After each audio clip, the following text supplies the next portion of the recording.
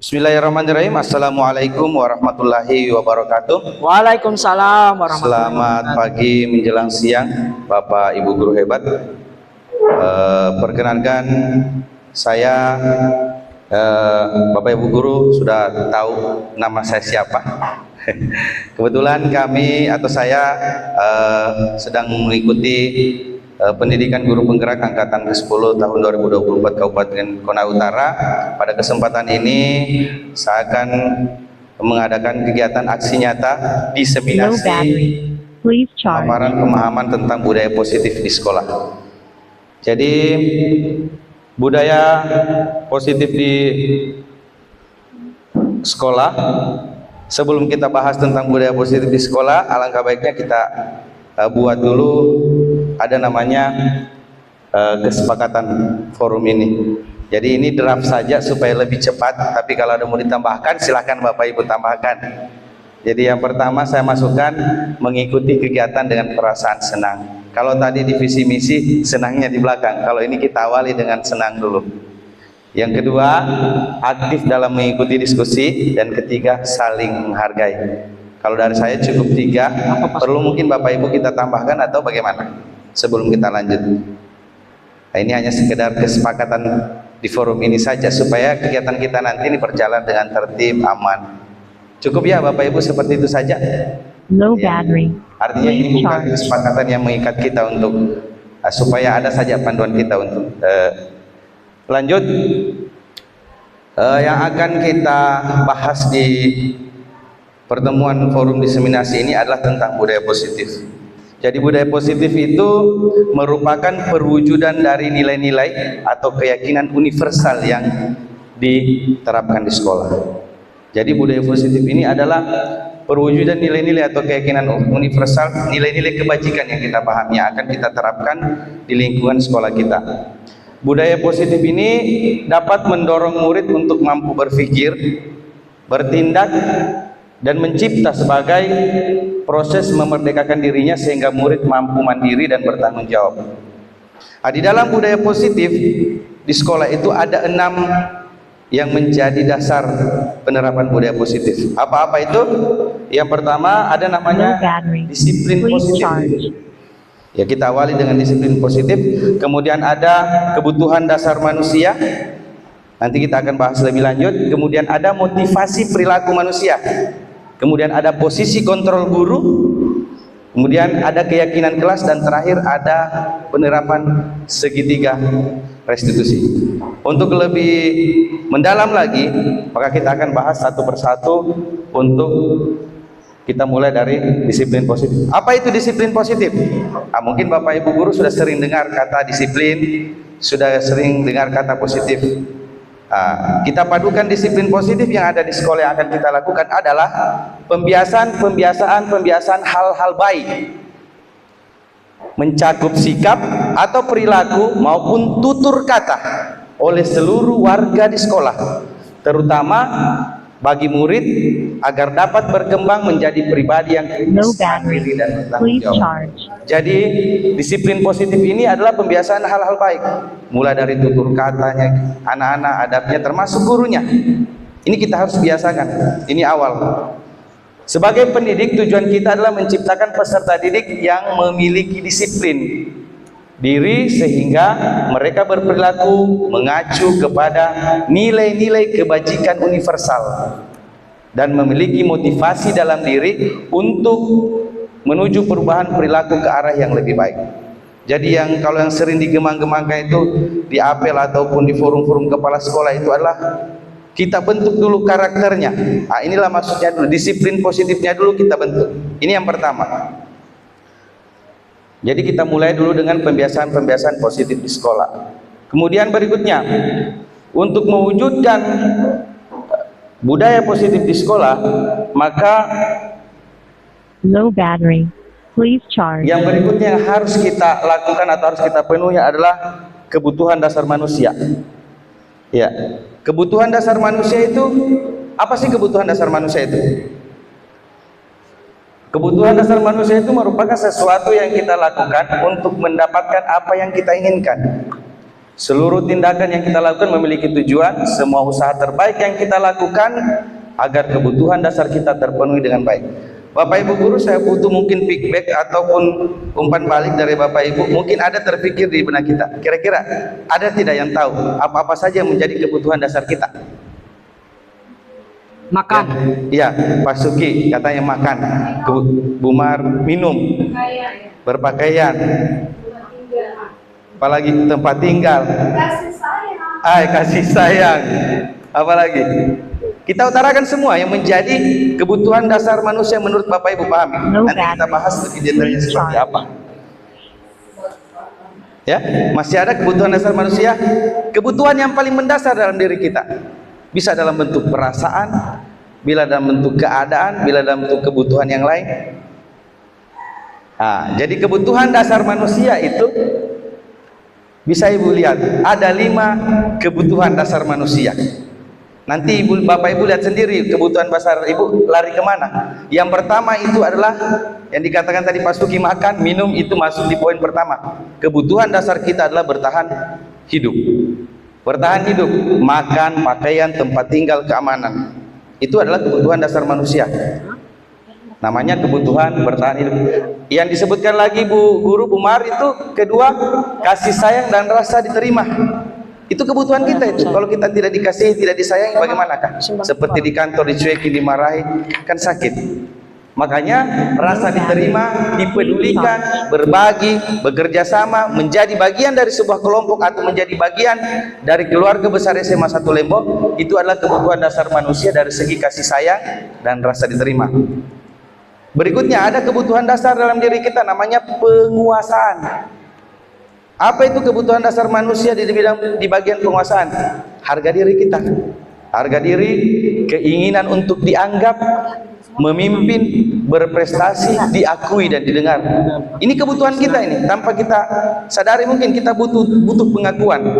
Itu namanya masuk di kategori kebutuhan dasar penguasaan. Kemudian yang keempat, ada namanya kebutuhan dasar manusia itu kebebasan. Bebas, mandiri, kita berhak menentukan pilihan, mampu mengendalikan arah kita kemana. Itu adalah kebebasan yang ada dalam pribadi masing-masing. Kemudian yang terakhir ada namanya kebutuhan dasar manusia itu kesenangan. Nah, ini harus terpenuhi. Kalau ini juga tidak terpenuhi, maka kira-kira kalau ada kebutuhan dasarnya kita yang tidak terpenuhi, akan normal kita punya hidup, kan tidak? Biar kita sudah makan minum, kalau tidak bermain, tidak humor-humor di kantor dengan Pak Muis, Pak Tabri, kita sering bercanda, tertawa, itu kan salah satu untuk menutupi kebutuhan dasar kita yang lain yang tidak terpenuhi. Jadi kenapa ini dibahas sebelum masuk di wilayah masalah tentang kesepakatan kelas? Karena ini step-stepnya itu. Kita mulai tadi dari disiplin positif, masuk kepada kebutuhan dasar manusia. Kalau kita sudah paham kebutuhan dasar manusia, ada yang perlu kita pahami dalam hal penerapan, utamanya penerapan tata tertib dan pelanggaran-pelanggaran yang sering dilakukan oleh anak-anak didik kita di sekolah. Kalau kami di guru penggerak itu ada yang kita kenal dengan 3. Ada namanya hukuman, ada namanya konsekuensi, dan ada namanya restitusi. Jadi kalau hukuman itu tidak terencana atau tiba-tiba, murid tidak tahu apa yang terjadi, bersifat satu arah dan berupa hukuman atau fisik atau psikis. Contoh misalnya anak-anak terlambat kita suruh lari keliling lapangan, itu hukuman. Iya. Kemudian berikutnya ada namanya konsekuensi. Konsekuensi itu terencana, disepakati dan sesuai peraturan, murid tetap dibuat tidak nyaman, sikap guru selalu memonitor murid. Konsekuensi misalnya anak-anak yang membasahi meja, bersihkan meja itu konsekuensi dari perbuatan yang telah dilakukan. Itu bukan dalam kategori hukuman. Kemudian terakhir ada namanya restitusi. Inilah restitusi, ini yang paling ditekankan pendidikan guru penggerak. Karena di restitusi itu kita diajarkan menyelesaikan masalah dengan 3 tahap. Nanti kita akan bahas lebih lanjut. Intinya restitusi itu adalah proses menciptakan kondisi bagi murid untuk memperbaiki kesalahan. Jadi kalau ada punya kesalahan kita panggil. Assalamualaikum warahmatullahi wabarakatuh.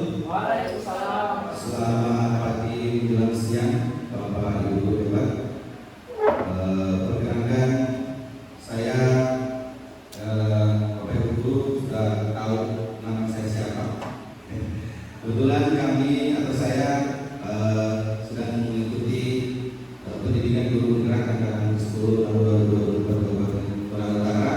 Pada kesempatan ini saya akan mengadakan kegiatan aksi nyata diseminasi pemaparan pemahaman tentang budaya positif di sekolah. Jadi budaya positif di sekolah, sebelum kita bahas tentang budaya positif di sekolah, maka baiknya kita buat dulu ada namanya kesepakatan forum ini. Jadi ini draft saja supaya lebih cepat, tapi kalau kita makan silahkan pakai kita makan. Jadi yang pertama saya masukkan mengikuti kegiatan dengan perasaan senang. Kalau tadi visi-visi senangnya di belakang, kalau ini kita awali dengan senang dulu. Yang kedua, aktif dalam mengikuti diskusi, dan ketiga saling menghargai. Kalau dari saya cukup 3, perlu mungkin Bapak Ibu kita tambahkan atau bagaimana sebelum kita lanjut. Ini hanya sekedar kesepakatan di forum ini saja supaya kegiatan kita nanti berjalan dengan tertib, aman. Cukup ya Bapak Ibu, seperti itu saja. Ya, artinya ini bukan kesepakatan yang mengikat kita untuk supaya Anda tidak mendorong kita. Lanjut. Yang akan kita bahas di pertemuan forum diseminasi ini adalah tentang budaya positif. Jadi budaya positif itu merupakan perwujudan dari nilai-nilai atau keyakinan universal yang diterapkan di sekolah. Jadi budaya positif ini adalah perwujudan nilai-nilai atau keyakinan universal, nilai-nilai kebajikan yang kita pahami akan kita terapkan di lingkungan sekolah kita. Budaya positif ini dapat mendorong murid untuk berpikir, bertindak, dan mencipta sebagai proses memerdekakan dirinya sehingga murid mampu mandiri dan bertanggung jawab. Di dalam budaya positif di sekolah itu ada 6 yang menjadi dasar penerapan budaya positif. Apa-apa itu? Yang pertama ada namanya disiplin positif. Jadi kita awali dengan disiplin positif. Kemudian ada kebutuhan dasar manusia. Nanti kita akan bahas lebih lanjut. Kemudian ada motivasi perilaku manusia. Kemudian ada posisi kontrol guru. Kemudian ada keyakinan kelas, dan terakhir ada penerapan segitiga restitusi. Untuk lebih mendalam lagi, maka kita akan bahas satu persatu untuk kita mulai dari disiplin positif. Apa itu disiplin positif? Mungkin Bapak Ibu guru sudah sering dengar kata disiplin, sudah sering dengar kata positif. Kita lakukan disiplin positif yang ada di sekolah yang akan kita lakukan adalah kebiasaan hal-hal baik, mencakup sikap atau perilaku maupun tutur kata oleh seluruh warga di sekolah, terutama bagi murid agar dapat berkembang menjadi pribadi yang kritis, mandiri, dan bertanggung jawab. Jadi disiplin positif ini adalah kebiasaan hal-hal baik, mulai dari tutur katanya, anak-anak ada termasuk gurunya. Ini kita harus biasakan. Ini awal.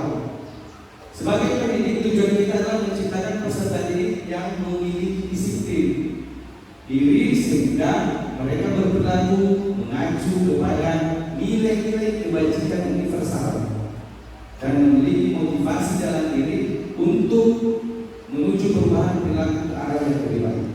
Jadi yang kalau sering dimakan itu di apel atau kurikulum kepala sekolah itu adalah kita bentuk dulu karakternya. Nah inilah maksudnya disiplin positifnya dulu kita bentuk. Ini yang pertama. Jadi kita mulai dulu dengan kebiasaan-kebiasaan positif di sekolah. Kemudian berikutnya, untuk mewujudkan budaya positif di sekolah, maka yang berikutnya yang harus kita lakukan atau harus kita penuhi adalah kebutuhan dasar manusia. Ya. Kebutuhan dasar manusia itu apa sih? Kebutuhan dasar manusia itu? Kebutuhan dasar manusia itu merupakan sesuatu yang kita lakukan untuk mendapatkan apa yang kita inginkan. Seluruh tindakan yang kita lakukan memiliki tujuan, semua usaha terbaik yang kita lakukan agar kebutuhan dasar kita terpenuhi dengan baik. Bapak Ibu guru, saya butuh mungkin feedback ataupun bukan balik dari Bapak Ibu, mungkin ada terpikir di Indonesia. Kira-kira ada tidak yang tahu apa saja yang menjadi kebutuhan dasar kita? Makan. Ya, Pak Sugi katanya makan. rumah minum, berpakaian, apalagi tempat tinggal, kasih sayang, apalagi kita katakan semua yang menjadi kebutuhan dasar manusia menurut Bapak Ibu pahami. Nanti kita bahas lebih detailnya seperti apa. Ya, masih ada kebutuhan dasar manusia, kebutuhan yang paling mendasar dalam diri kita. Bisa dalam bentuk perasaan, bila dalam bentuk keadaan, bila dalam bentuk kebutuhan yang lain. Nah, jadi kebutuhan dasar manusia itu bisa dilihat ada 5 kebutuhan dasar manusia. Nanti ibu bapak ibu lihat sendiri kebutuhan dasar itu lalu mana. Yang pertama itu adalah yang dikatakan tadi masuk dimakan, minum itu masuk di poin pertama. Kebutuhan dasar kita adalah bertahan hidup. Bertahan hidup, makan, pakaian, tempat tinggal, keamanan. Itu adalah kebutuhan dasar manusia. Namanya kebutuhan bertahan hidup. Yang disebutkan lagi guru Umar itu kedua, kasih sayang dan rasa diterima. Itu kebutuhan kita. Kalau kita tidak dikasih, tidak disayang, bagaimana? Seperti di kantor dicuek, dimarahi, kan sakit. Makanya rasa diterima, dipedulikan, berbagi, bekerja sama, menjadi bagian dari sebuah kelompok atau menjadi bagian dari keluarga besar semasa Lego, itu adalah kebutuhan dasar manusia dari segi kasih sayang dan rasa diterima. Berikutnya ada kebutuhan dasar dalam diri kita, namanya penguasaan. Apa itu kebutuhan dasar manusia di bagian penguasaan? Harga diri kita, harga diri, keinginan untuk dianggap, memimpin, berprestasi, diakui dan didengar. Ini kebutuhan kita. Tanpa kita sadar kita butuh pengakuan. Itu namanya masuk di kategori kebutuhan dasar penguasaan. Kemudian yang keempat, ada namanya kebutuhan dasar manusia, kebebasan, bebas, mandiri, kita berhak menentukan pilihan, mampu mengendalikan arah kita kemana. Itu adalah kebebasan yang ada dalam pribadi masing-masing. Kemudian yang terakhir ada namanya kebutuhan dasar manusia itu kesenangan. Nah, ini harus terpenuhi. Kalau ini juga tidak terpenuhi, maka kira-kira kalau ada kebutuhan dasar kita tidak terpenuhi, akan normal kita menjadi tidak. Biar kita sudah makan ini, kalau tidak bermain, tidak umur di kantor dengan Pak Mus Patah dan kita sering bercanda, tertawa, itu kan salah satu untuk menutupi kebutuhan dasar kita yang lain tidak terpenuhi. Jadi kenapa ini dibahas sebelum masuk di wilayah masalah tentang kesepakatan kelas? Karena ini step-stepnya itu kita mulai dari sisi positif masuk kepada kebutuhan dasar manusia. Kalau kita sudah paham kebutuhan dasar manusia, ada yang perlu kita pahami dalam hal penerapan, utamanya penerapan tata tertib dan pelanggaran yang dilakukan oleh anak-anak kita di sekolah. Kalau di kami di guru penggerak itu ada yang kita kenal dengan 3. Ada namanya hukuman, ada namanya konsekuensi, dan ada namanya restitusi. Jadi kalau hukuman itu tidak terencana atau tiba-tiba, murid tidak tahu apa yang terjadi, bersifat satu arah dan berupa hukuman atau fisik atau psikis. Contoh misalnya anak-anak terlambat kita suruh lari di lapangan, itu hukuman. Kemudian berikutnya ada namanya konsekuensi. Konsekuensi itu terencana, disepakati dan sesuai murid tetap dibuat tidak nyaman, sikap guru selalu konsekuensi. Misalnya anak-anak yang merasa diinginkan bersihkan meja itu konsekuensi dari perbuatan yang dilakukan. Itu bukan dalam kategori hukuman. Kemudian terakhir ada namanya restitusi. Inilah restitusi ini yang paling ditekankan di pendidikan guru penggerak. Karena di restitusi itu kita diajarkan menyelesaikan masalah dengan 3 tahap. Nanti kita akan bahas ini lagi. Intinya restitusi itu adalah proses menciptakan kondisi bagi murid untuk memperbaiki kesalahan. Jadi kalau ada yang bisa kita panggil, ayat kemarin Pak Fasil saya, Pak Asra mengatakan terkadang di sekolah itu karena kita mengesampingkan restitusi ketika ada pelanggaran yang sudah dianggap batas. Contoh misalnya ada yang membuat melanggar protokol yang sudah parah seperti itu, karena restitusi tidak disampingkan dulu. Kita kasih dulu efek jalan di awal, baru kita ada restitusi. Kalau yang masih bolos itu masih bisa dipertahankan. Kemudian berikut, setelah kita pahami kebutuhan dasar manusia, ada namanya motif. Biasa kita jelaskan motivasi. Apa sih motivasi perilaku manusia? Pada dasarnya motivasi perilaku manusia itu terbagi tiga. Apa motifnya kita melakukan sesuatu? Pertama, untuk menghindari ketidaknyamanan atau hukuman. Contoh, kenapa kita datang pagi-pagi atau anak sekolah datang pagi-pagi? Ya, itu kan salah satunya adalah untuk menghindari ketidaknyamanan atau hukuman. Itu motifnya salah satunya. Yang kedua, motifnya kedua, untuk mendapatkan imbalan atau penghargaan dari orang lain. Ketika saya datang pagi, maka saya akan diberi reward, saya akan dihargai, saya akan dipuji. Itu salah satu motif. Tadi yang pertama menghindari hukuman, yang kedua dia lakukan bukan sambil menghindari hukuman, dia punya tujuan supaya dia dapat pengakuan, penghargaan. Dan yang terakhir itu untuk menjadi orang yang mereka inginkan dan menghargai diri sendiri dengan nilai-nilai yang mereka percaya. Artinya ketika itu sudah tahap memerdekakan diri. Jadi dia melakukan itu tidak ada lagi masalah hukuman, dia tidak butuh lagi penghargaan, tapi dia mungkin melakukan itu karena untuk menjadi orang yang mereka inginkan sesuai keinginannya. Nah, ini sudah mengarah kepada penanaman karakter diri. Kalau kita sudah rajin itu, kita sudah tidak pikirkan lagi hukuman, kita sudah tidak pikirkan lagi penghargaan, tapi sudah melekat dalam diri kita, sudah menjadi kebiasaan. Kemudian kita sudah tadi awali dengan disiplin positif, awali dengan melanjutkan dengan 5 kebutuhan dasar manusia, kemudian motivasi perilaku manusia. Kita masuk sekarang di posisi kontrol guru. Ini posisi kontrol guru, mungkin Bapak Ibu sudah pernah dengar, sudah pernah lihat, sudah pernah membaca, sudah pernah menonton. Sebenarnya posisi kontrol guru itu semua sudah pernah kita lakukan. Hanya kita belum memahami di mana kita berada. Posisi kontrol guru itu ada 5. Ketika berhadapan dengan siswa, kita berposisi sebagai pendukung, kita berposisi pembuat merasa bersalah, berposisi sebagai teman, berposisi sebagai pengantar, dan berposisi sebagai manajer. Kira-kira Bapak Ibu di sini sering berada di posisi yang mana? Kalau guru saya guru, Bu Dina mungkin karena guru BK lagi yang mana? Pembuat merasa bersalah. Ada yang teman-teman Bapak Ibu yang berada di posisi mana kira-kira?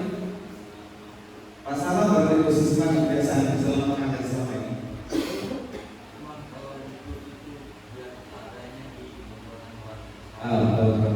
Nanti kita bahas secara detail ya. Mudah-mudahan waktu saya masih cukup untuk membahas. Jadi ada penggugur, pembuat merasa bersalah, ada posisi sebagai teman, ada posisi sebagai pengantar, dan ada posisi sebagai manajer. Nah, sekarang kita perhatikan ini. Kalau sebagai konsul hukum ini ada contoh kasus di atas. Contoh kasusnya penghukum itu nada suaranya tinggi, bahasa tubuh makan melotot, cari menuju-nuju, seperti yang saya lakukan tadi pagi. Karena itu di awal harus disebut dulu awal itu. Jadi tadi kami memposisikan ini sebagai penghukum dulu dalam kasus itu, setelah itu berperilaku sebagai teman, terakhir kita jadikan manajer. Jadi kita harus. Contoh kasusnya Adi itu terlambat bahasanya begini. Kalau kita dapat anak yang terlambat belum kita berbahasa, terlambat lagi, pasti terlambat lagi. Selalu terlambat. Kenapa bisa terlambat? Itu sebagai posisi kita di sini. Jadi terkadang kalimat-kalimat yang kita ucapkan itu memposisikan diri kita sebenarnya tanpa kita sadar. Apakah kita mematahkan karakter mereka atau malah menggali kepribadian mereka atau bagaimana? Kemudian contoh kasus yang kedua, pembuat merasa bersalah. Ciri-cirinya apa? Nada suara memelas, halus, sedih, bahasa tubuh menangkap keadaan. Contoh, Adi, kamu ini bagaimana ya? Seperti yang tadi, kamu ini bagaimana ya? Kamu sudah berjanji dengan ibu tidak akan terlambat lagi. Kamu kenapa ya? Senang sekali mengecewakan ibu. Ibu benar-benar kecewa sekali. Seperti kalau kita katakan, kenapa kamu kemarin dipanggil di BK hari ini? Maka pulang itu ada masalah.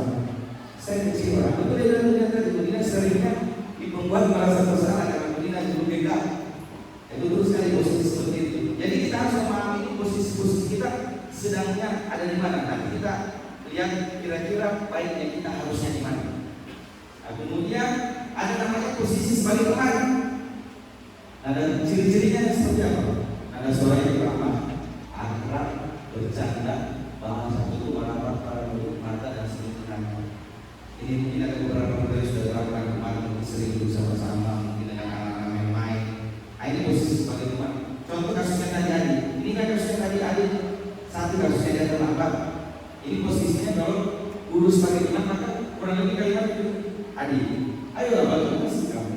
Kemarin kamu sudah janji ke bapak atau ibu, bukan? Tidak terlambat lagi. Sambil tetap-tetap jadi Tuhan bercanda. Jadi kayak merangkul sebagai teman. Mungkin ada bapak yang sudah menerapkan ini. Dan jujur saya sebelum masuk penggerak posisi saya hanya di hukum.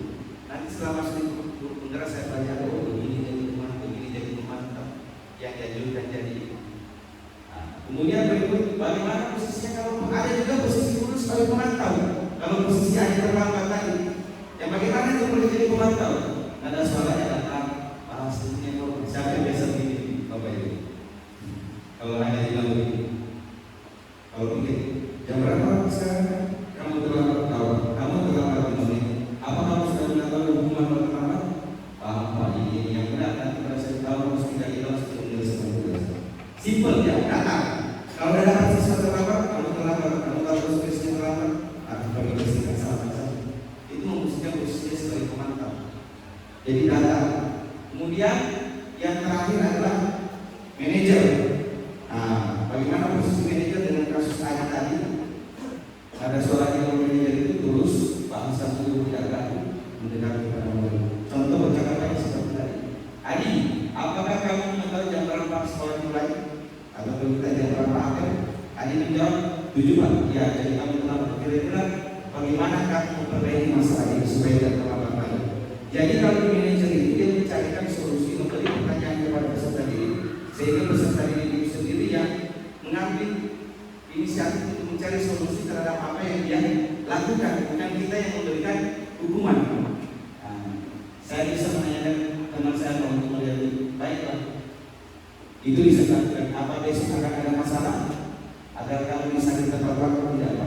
Baik, saya bisa memperbaiki. Jadi ada semacam motivasi yang diberikan kepada anak tanpa membuat dia merasa terhukum, sehingga dia bisa membuat kesepakatan itu tidak berbuat seperti itu lagi besok hari. Mungkin sudah ada ini bukan saya mengguru ya Bapak, saya sedang berbagi tentang ilmu posisi kontrol. Nanti kita bisa bertanya kalau ada yang salah dengan apa yang saya sampaikan atau ada yang bertanyakan. Selanjutnya,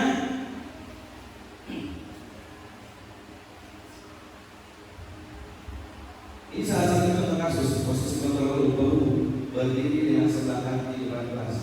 Itu posisi umum. Membuat nama saya bersalah, sekian kali saya dengar kamusnya terus bertindak seperti ini. Jadi dibuat anak itu merasa bersalah. Kemudian ada berikutnya sebagai teman. Ayo dong, diperhatikan saya kalimat-kalimatnya. Ayo dong, itu kan bahasa teman.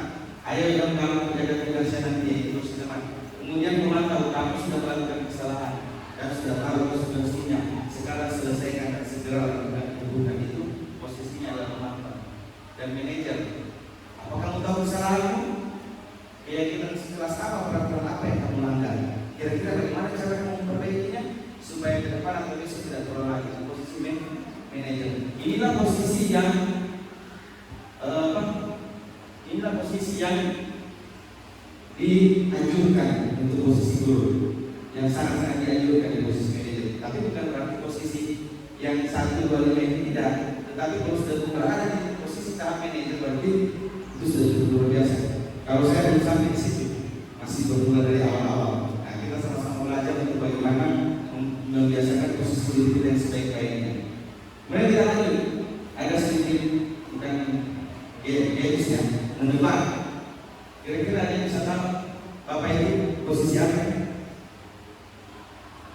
Kalimat itu saya akan jelaskan dengan ini ciri-ciri posisi dari mana? Apa itu? Teman masalah. Coba kita lihat. Ini slide-nya orang yang tidak bisa lihat. Saya pelajari. Oh, membuat masalah. Karena dia buat posisi yang mungkin dia posisi wakil apa ini?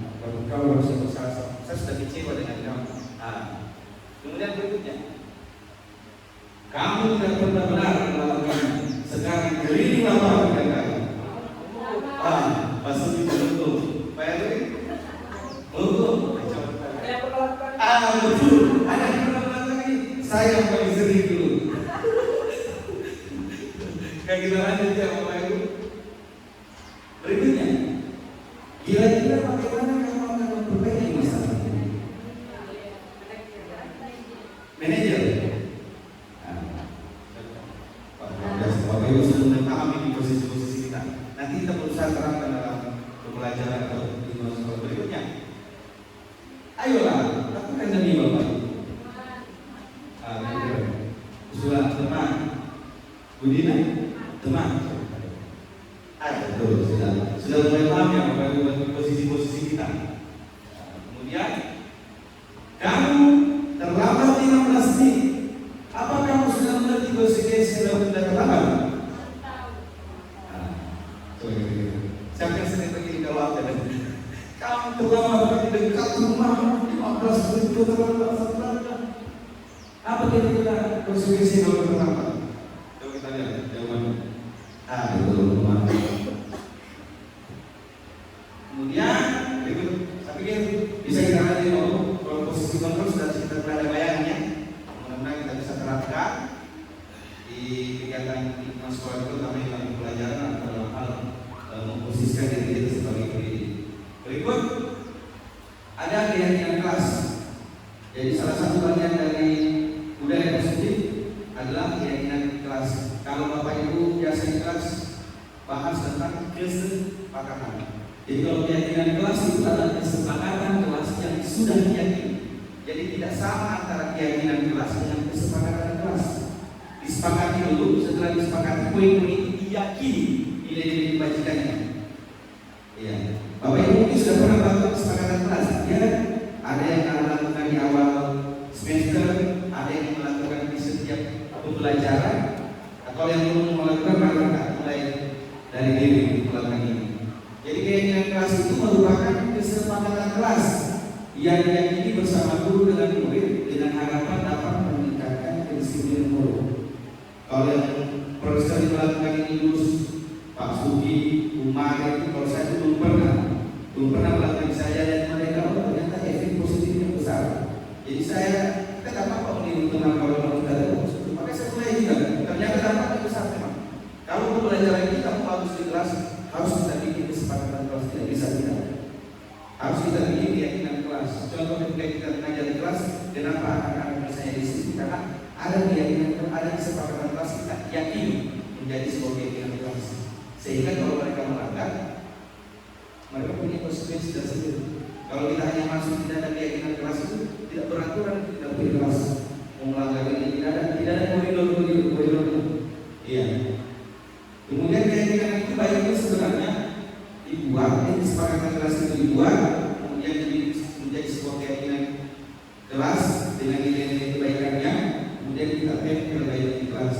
Kalau saya kemarin harus praktekkan, tapi saya ingin satu kelas itu mereka buat, dan itu selalu saya ulang setiap pembelajaran awal. Apa kesepakatan kelas kita, keyakinan kelas kita ini, itu diulang-ulang terus supaya tertanam dalam diri anak awal di pelajaran awal kita ada keyakinan kelas kita ini tidak boleh. Apa yang boleh dan apa yang tidak boleh. Kemudian untuk keyakinan kelas saya tidak terlalu terlalu jauh. Nanti ini apa langkah-langkahnya sebenarnya itu ada. Kalau kita membahas kelas itu kita bisa cari referensinya, bisa di YouTube. Salah satunya itu dengan mengangkat peraturan dulu setelah itu kita buat menjadi kalimat-kalimat positif dengan anak-anak. Kemudian itu kita akan nilai kebajikannya, kemudian apa yang boleh dilakukan, apa yang tidak, dan kita jelaskan apa peran guru, siswa, murid, dan seluruh pihak yang ada di lingkungan sekolah untuk menerapkan. Saya langsung saja ke terakhir. Ini yang paling saya senang di kegiatan pembelajaran, yaitu segitiga restitusi. Ini adalah pola penanganan masalah terhadap murid-murid kita. Dan ini baru saya coba beberapa kali, mudah-mudahan ya bisa dampak positif buat. Jadi apa itu segitiga restitusi? Adalah suatu proses dialog yang dijalankan guru atau orang tua agar dapat menghasilkan murid yang mandiri dan bertanggung jawab. Segitiga restitusi membantu murid memiliki tujuan disiplin positif dan memperbaiki diri setelah berbuat salah. Restitusi bukan menembus kesalahan, namun untuk belajar dari kesalahan. Jadi ini sebenarnya yang diinginkan, yang harus kita lakukan di sekolah. Tapi untuk menerapkan segitiga restitusi, kita harus memahami 3 langkah penting yang ada di dalamnya. Yang pertama itu adalah menstabilkan identitas. Yang kedua adalah validasi tindakan yang salah, dan yang ketiga adalah menanyakan keyakinan. Ya, nanti menstabilkan identitas pada kasus seperti ini. Kemarin satu kasus itu ada seorang siswa yang setiap saya masuk di pembelajaran jam 2 itu dia selalu tertidur di tempat duduknya. Sudah 3 kali dia ulang-ulang pas peralihan jam pelajaran. Setelah itu saya tanyakan, saya panggil dia ke kantor. Saya terangkan metode segitiga restitusi. Apa yang harus dilakukan pertama ketika mendapatkan permasalahan, yaitu ada namanya menstabilkan identitas. Kita panggil anak tersebut, kemudian kita tanyakan, kenapa kamu saya perhatikan sudah 3 kali saya masuk, kamu tidur terus? Nah, dia ceritakan, saya kalau pulang dari sekolah bantu mama saya jualan, malamnya dia bantu memasak, paginya dia harus bangun jas, sehingga dia tidur terus. Posisi yang pertama dalam menstabilkan identitas yang harus kita lakukan adalah kita harus menyampaikan kepada anak didik kita bahwa berbuat salah itu adalah hal yang manusiawi. Itu namanya menstabilkan identitas, bahwa semua orang pernah berbuat salah. Bapak pun ketika sekolah dulu pernah tidur. Jadi kita memposisikan diri itu, kita stabilkan dulu identitas kita punya anak, bahwa yang dia lakukan itu adalah hal yang lumrah, hal yang biasa. Kemudian kita harus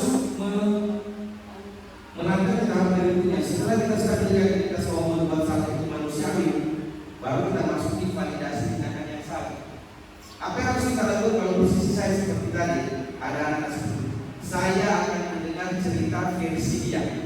Coba kalau mau tidak mau bercerita kepada saya apa kejadian yang sebenarnya. Dia bercerita. Ternyata di situ baru saya sadar, kita sadar seandainya kita tidak cerita 2 mata, 4 mata dengan anak itu, saya tidak akan tahu kejadian di rumah. Minta versinya dia, setelah itu kita dengarkan, dia bantu orang tuanya. Apa kita validasi tindakan yang salah? Apa yang validasi tindakan yang salah? Tidak semua yang dilakukan anak-anak itu adalah salah. Apa yang perlu kita benar dan perlu dipertahankan, contoh seperti kasus yang salah itu, saya sampaikan, membantu orang tua itu adalah kewajiban. Pertahankan itu sekarang. Pertahankan itu. Tetapi ada satu hal yang perlu kamu tahu dan pikirkan, bahwa ada tugas pokok kita juga sebagai siswa, yaitu apa? Mengerjakan tugas, membagi waktu untuk belajar. Ketika orang tua kita, jadi di situ posisikan validasi tindakan yang salah. Jadi kita validasi tindakannya. Kalau ada yang benar, kita harus ajak dia untuk bertahankan. Kalau yang salah itu kita harus sampaikan bahwa itu memang salah. Tetapi caranya kita tidak menyampaikan langsung bahwa itu salah, tidak. Kita memberikan pertanyaan kepada dia. Kita tanya saya ini, kira-kira kalau kamu bantu terus tidak pernah belajar, itu benar atau salah? Oleh kamu salah. Jadi jangan kita yang menjas, jangan kita yang harus bahwa itu salah. Tapi yang perbuatan baik itu harus kita bantu dia untuk bertahan. Itu tidak ada kita. Contoh seperti di atas, kamu pasti punya alasan kenapa melakukan hal itu. Setelah saya tanya, saya kasih dengan ibu saya, tidak ada yang bantu dia pulang sekolah, saya harus bantu. Ketika dia minta tolong, saya tidak bisa menolak. Kemudian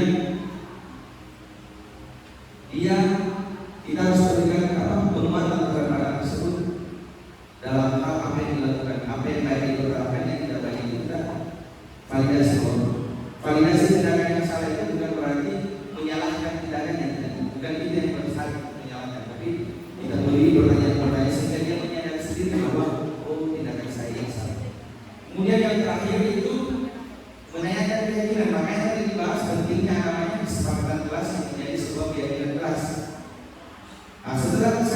validasi dari tindakan yang salah terhadap anak tersebut, terakhir kita namanya menanyakan keinginan. Saya akan bertanya, kita akan bertanya kepada anak tersebut, kira-kira dalam nilai kebajikan, makanya istilahnya harus ada nilai kebajikan yang kita harus tanamkan kepada anak, misalnya bertanggung jawab, saling menghargai, saling menolong. Itu kan nilai-nilai, itu namanya keyakinan kelas. Jadi makanya tadi saya sampaikan kesepakatan kelas itu berbeda dengan keyakinan kelas. Kesepakatan itu berisi aturan, keyakinan kelas itu berisi penguatan nilai kebajikan dari kesepakatan kelas yang diyakini kebaikan universalnya. Nah, pada saat menanyakan keyakinan kita sampaikan ke anak tersebut, kira-kira kamu ini sudah meyakini keyakinan kelas ini, sudah melaksanakan tidak? Anak itu akan menjawab tidak. Kira-kira nilai kebajikan apa yang belum melakukan? Oh, saya tidak menghargai guru, saya tidak menghargai, tidak memanage waktu dengan baik misalnya. Itu dalam hal menanyakan keyakinan. Nah, kemudian tidak sampai di situ. Setelah kita tanyakan dia sadari anak tersebut nilai kebajikan apa yang telah dia lupakan atau dia tunjukkan, maka kita mengarahkan dia untuk ke tahap selanjutnya untuk mencari solusi bersama-sama untuk menyelesaikan masalah yang dihadapi.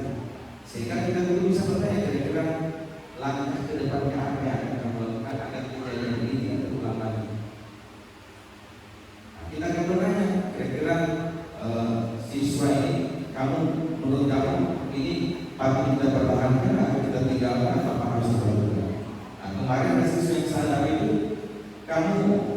saya sampaikan, setahu saya kamu orangnya rajin, orangnya aktif, kenapa tidak kita seperti ini?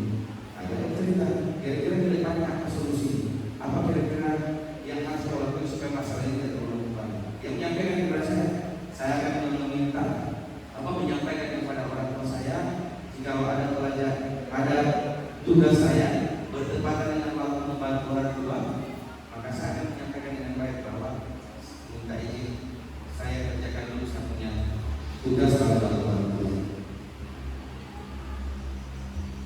Saya pikir cukup itu mungkin yang bisa saya sampaikan. Selanjutnya salah satu ruang diskusi Bapak Ibu, baik dalam bentuk pertanyaan, kritik, sumbang saran dan sebagainya. Saya kembalikan kepada teman-teman yang ada di forum di sini. Assalamualaikum warahmatullahi wabarakatuh. Silakan, tuliskan. Oh, oke, baik, silakan.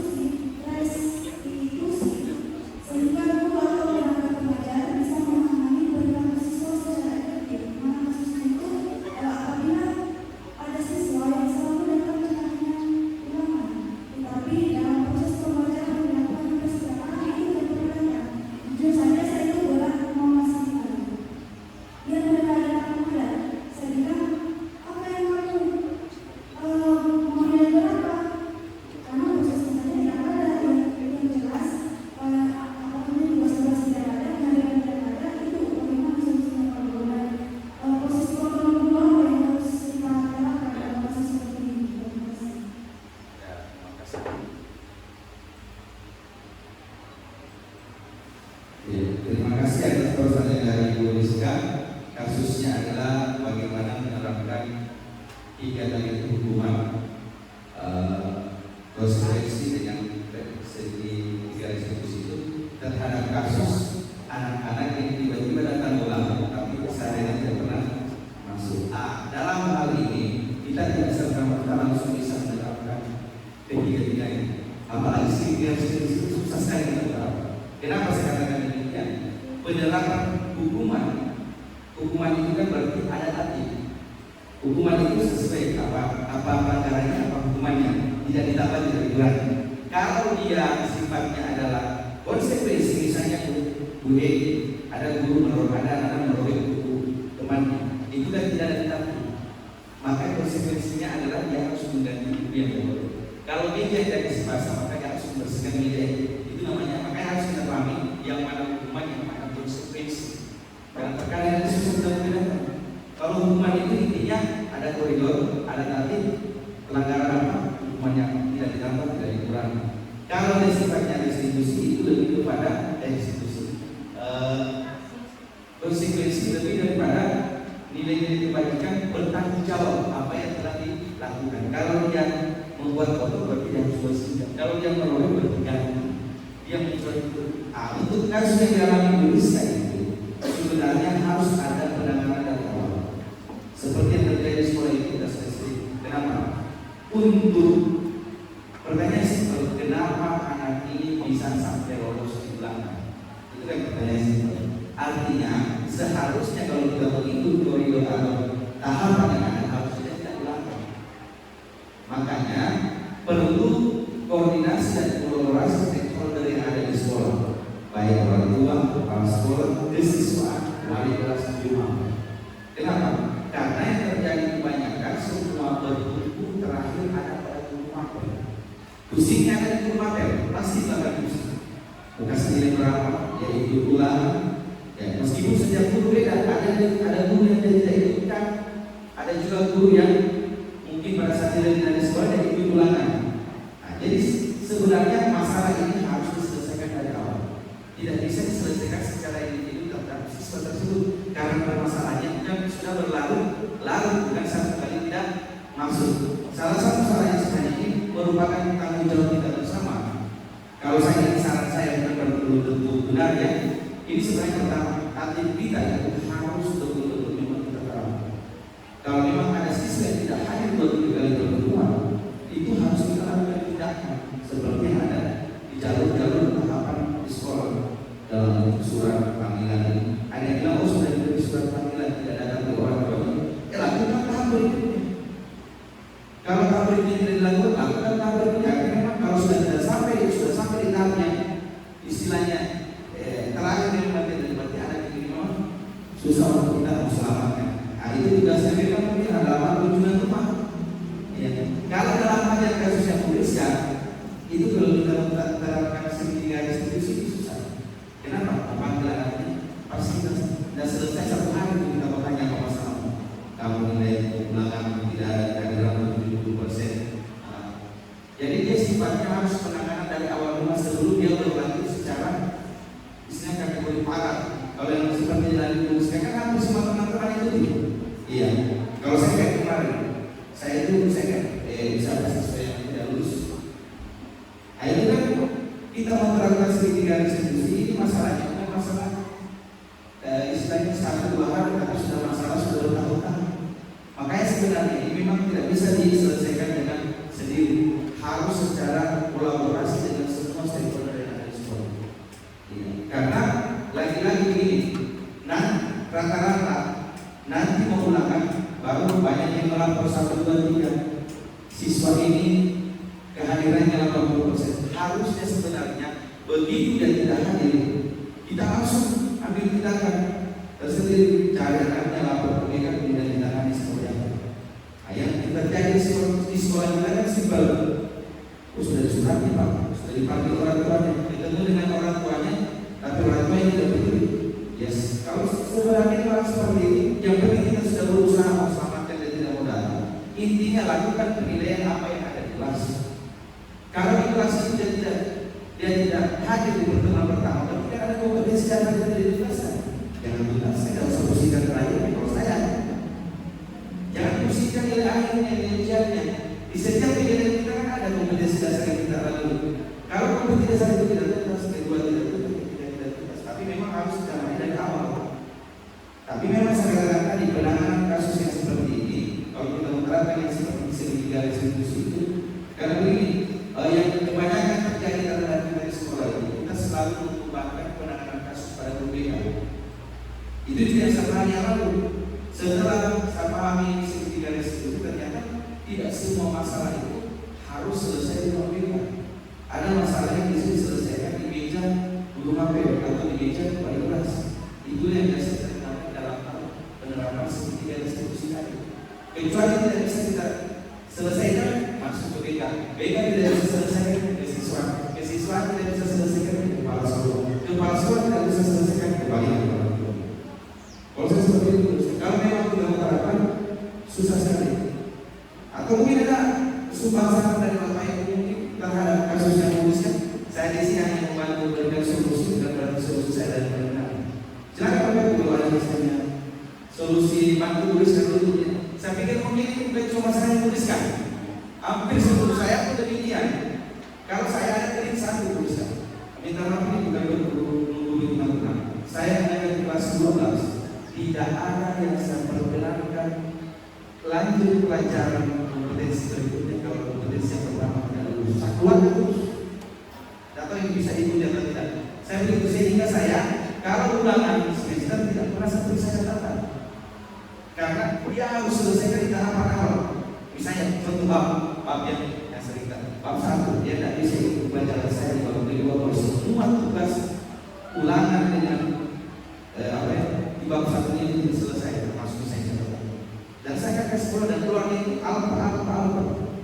Itu yang saya perlu dan kalau saya itu berhasil seperti dan ini bukan saya terapkan saya ini semangat kelas memang. Jadi sifatnya saya indikasi awal masuk di kelas seperti saya katakan. Saya keluarkan bukan keluarkan kemana? Kerjakan catatan ini dua kali 45 menit tidak selesai kalau bolos. Jadi sebelum saya selesai masuk lagi. Kalau tidak begitu bertumbuh di akhir semester dia akan menyelesaikan materi sebanyak 10-20 halaman.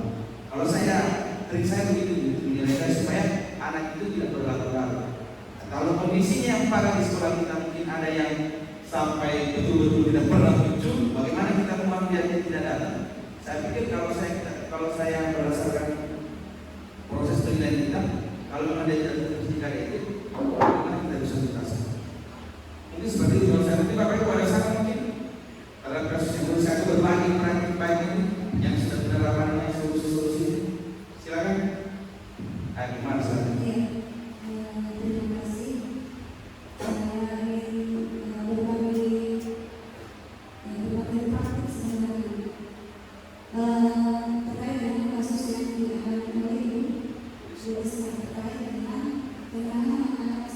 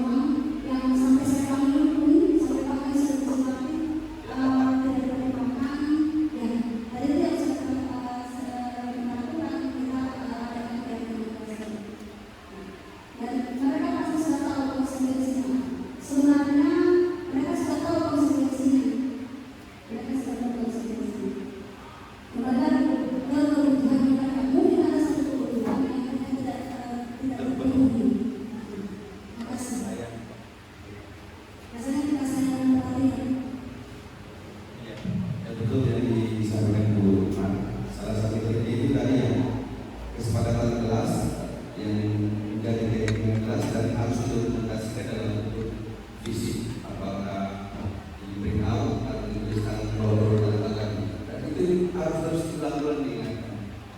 Kalau masalah misalnya ada nanti yang masalah seperti itu, sampai betul lagi kalau ada yang berdasar manusia. Dan memang ini kadang sebenarnya kalau satu siswa juga masalah itu kita bisa dekati. Persoalan kalau 2, 3 sampai 5. Memang ini saya pikir untuk penanganan khusus dan tidak boleh hanya diobati kepada semua harus sama-sama kolaborasi kita kesiswaan. Sampai mungkin kita break dulu ya, karena sudah mau 12 ada isoman istirahat setelah makan. Sebentar kita lanjut sekitar 30 menit. Sekian mungkin saya untuk ini, nanti kita lanjut lagi setelah acara istirahat setelah makan. Assalamualaikum warahmatullahi wabarakatuh. Dibuat senyaman mungkin supaya anak senang. Dan kalimat positif itu dibuat setelah dibuat menjadi sebuah kalimat positif. Langkah berikutnya yang ketiga, kalau saya tidak salah adalah bagaimana kita membahas, menelaah lebih jauh tentang nilai-nilai kebajikan apa yang kesepakatan kelas yang sudah dibentuk itu. Setelah dibuat menjadi kalimat positif, itu dibikin sebuah keyakinan, tapi kita harus sampaikan contoh misalnya yang seperti disampaikan tadi positif. Ada misalnya dilarang misalnya melakukan yang misalnya dalam kalau di luar ya contoh luar. Kalau contoh di kelas mungkin ya dilarang dengan misalnya meminta barang atau mengambil barang bukan miliknya. Itu yang harus kita katakan adalah kebajikan, nilai kebajikannya apa? Misalnya apa ya? Menghormati mungkin, iya. Karena ini keyakinan kelas itu dia istilahnya selevel di atas kesepakatan kelas. Jadi keyakinan kelas itu bukan berarti misalnya dilarang berikut. Itu keyakinan kelas sebenarnya. Itu kesepakatan kelas masuk dalam kesepakatan kelas. Kalau keyakinan kelas itu sudah ada nilai kebajikan universal di dalamnya. Misalnya kesepakatan kelas A dilarang